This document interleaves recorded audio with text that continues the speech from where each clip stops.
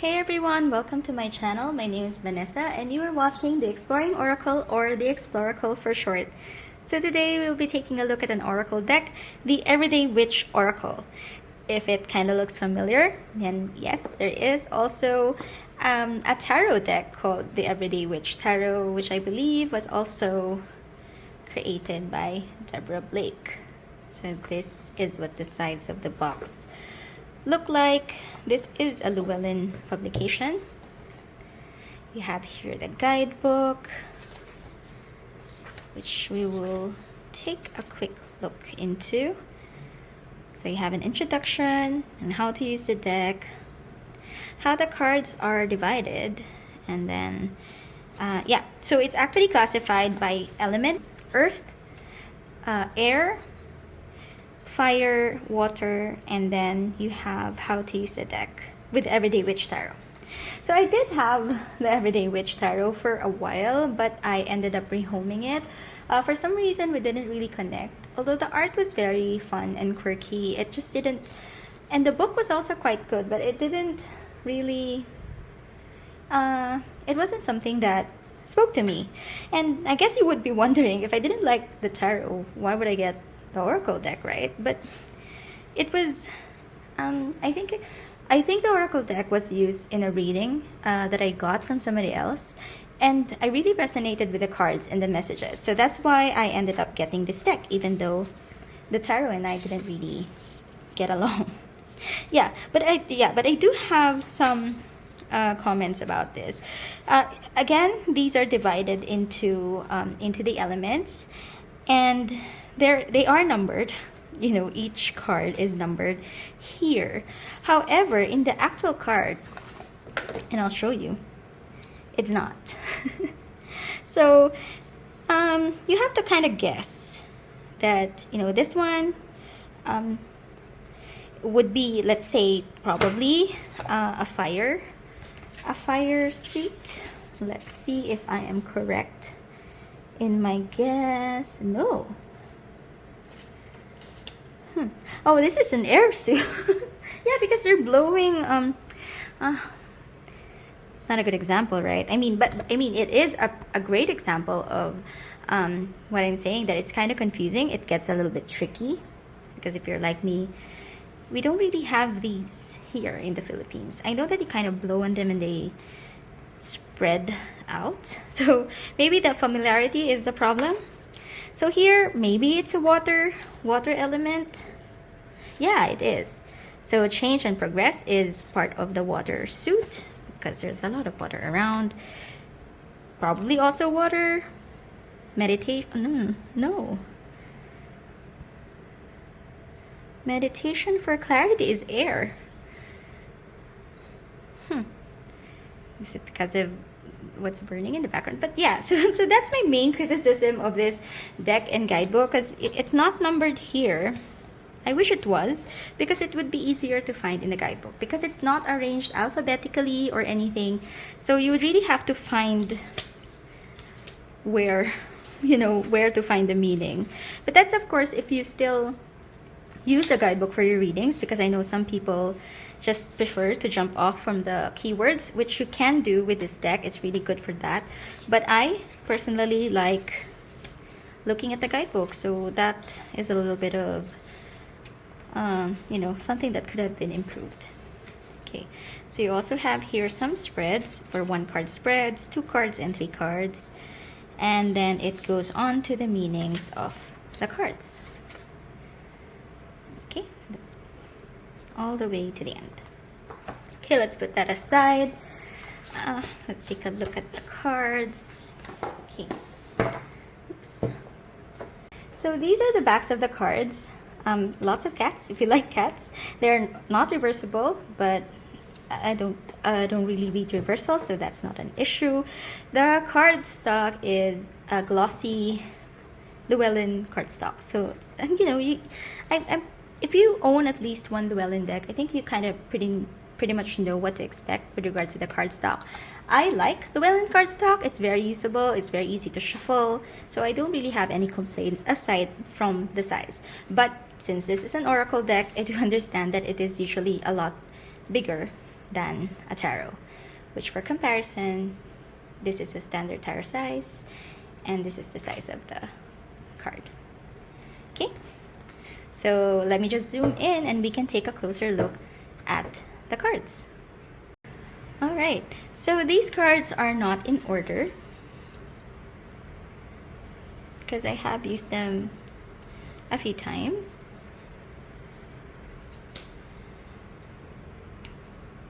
And the art style feels a lot more, it feels like I can connect with it more compared to the Everyday Witch.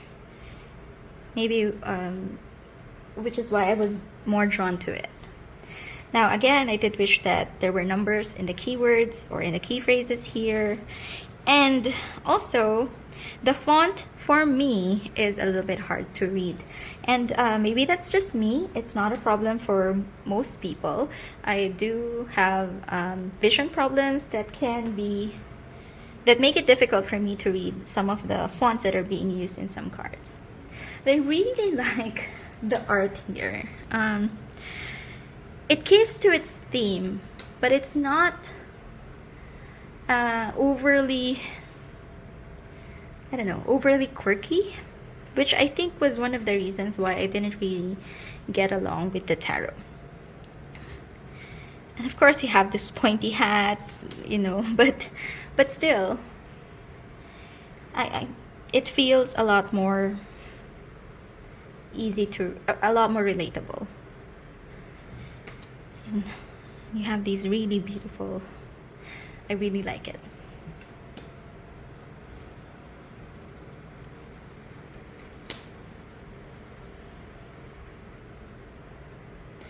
And the keywords are very easy to jump off from. Like, for example, for this one, this is strength and resilience. So when you draw that card, you don't really, you can just get the meanings right away and build on that keyword. And you don't really have to go into the guidebook. I love this. I feel like I'm usually drawn to cards of people in bathtubs or relaxing in tubs. I don't know. I really don't know why, but I guess it's also an activity that I feel is very relaxing. So it's very relatable to me. I think one of my favorite cards in the Bonfire Tarot was the Four of Swords. Yeah, I think that was the image in that particular card.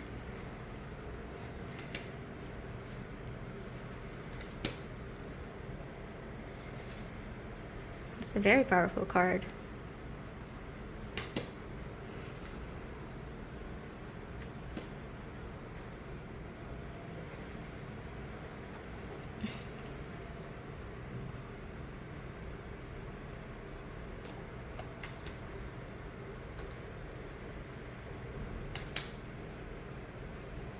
Follow your dreams.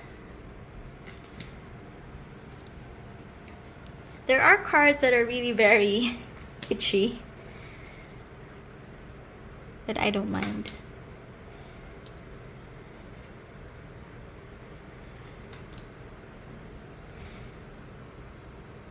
Now, I still don't know if this is a deck that I will keep for a long time, because even though I can relate to it, it doesn't necessarily fit the practice, my practice for when I use oracle cards. But it's so applicable to a lot of situations that I feel that I would regret if I rehome this particular deck. Maybe it's too early to decide.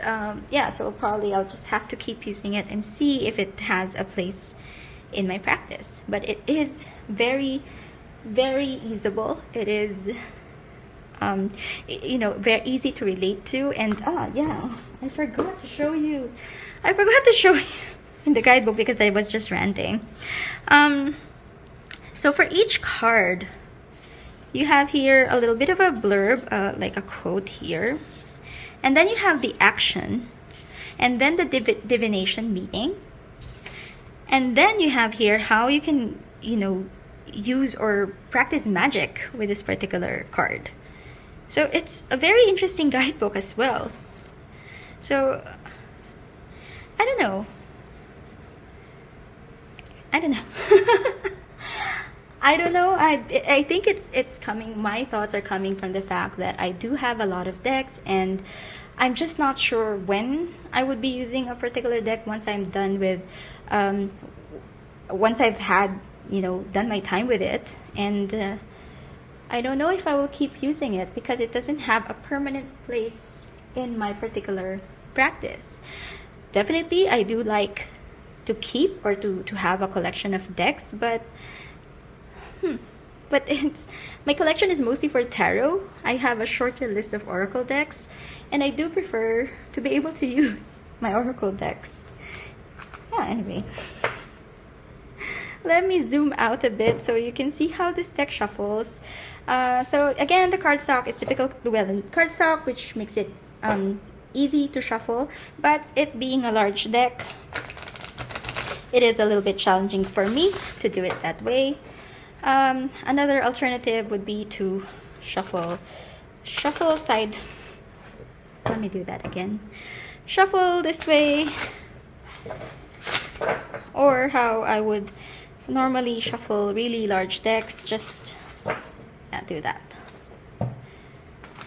Okay, so it shuffles. It shuffles well. It's something that you've come to expect from this particular cardstock. And overhand, a little bit tricky because of the size, but it doesn't stick and it doesn't really clump. Let's just pick a card to read. Okay, so this one wants to be read, and joy and delight. So let's zoom in and let's see what it has to say in the guidebook. So if you were to guess what element this was for, what would you think? Or what would your guess be? Because my initial thought was this would be earth, but it's not. It's actually in the fire, element here, joy and delight. And I think it's because it's, I don't know, passion, but there's so much earth in the background that I really thought it was for that particular element. So it is a little bit of a pet peeve, and I know I've mentioned it several times before that it gets tricky, it gets confusing. So maybe that also adds to why I'm as much as I like this deck, it doesn't feel like it's something that would stay in my collection. Yeah, anyway, so I'll read the blurb that's in Joy and Delight.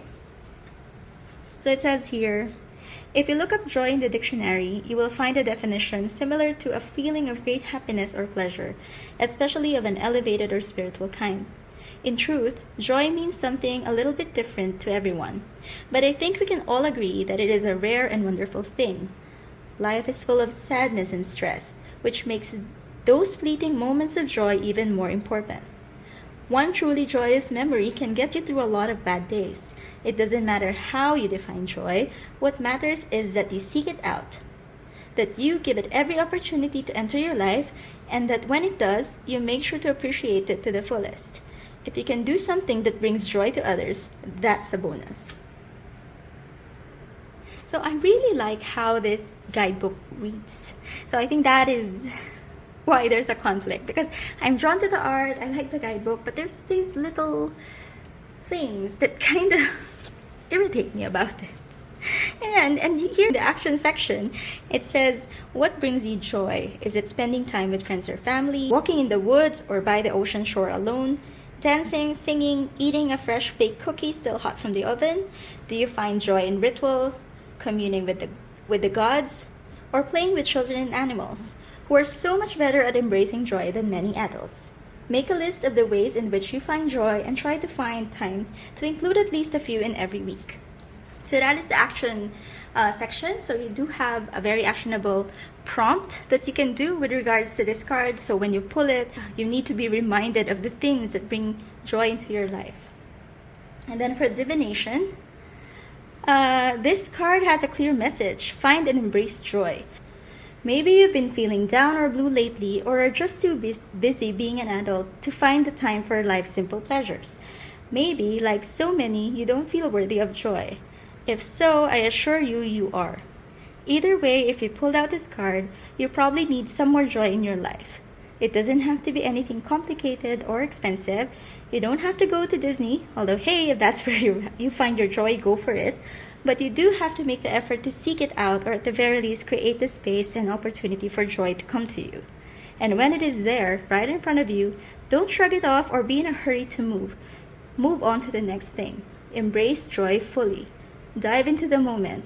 Yell and grin and leap if that's what it's called for. Pretend you're a child and just go with it. Swing higher and kick off your flip-flops. Joy is good for the soul. Go find something that brings you joy. Do it now. And then the last section is magic. And I don't necessarily practice it, but it would be good to try, right? So essentially it tells you here, there's a simple spell to invite joy into your life. Find a picture of something that represents joy to you, whether it's a beach or a sunset or a day at the Renaissance Fair. If you can't find a picture, it's fine to just make a quick silly drawing or write it down. Light a red or white candle and say, God and Goddess, please help me to open myself to joy. Remind me of how it feels to embrace those shining moments of pure happiness, and send me joy to fill my days and brighten my nights. Help me to bring joy to others as they bring joy to me, so more it be. So there are rituals that you can do or that you can practice. I don't necessarily do a lot of these rituals, but I do like the messages and how this particular guidebook is written. So yes, this is the Everyday Witch Oracle. Really, really nice art in this particular deck. And if it calls to you, if you feel drawn to it, you could consider checking it out. It is a mass market deck, so it is readily available anywhere you get your tarot and oracle cards. Yeah. So if you like this video, please don't forget to click the like button and consider subscribing to my channel. I would really appreciate it. And I post tarot related content at least once a week. So I will see you again next time. Bye!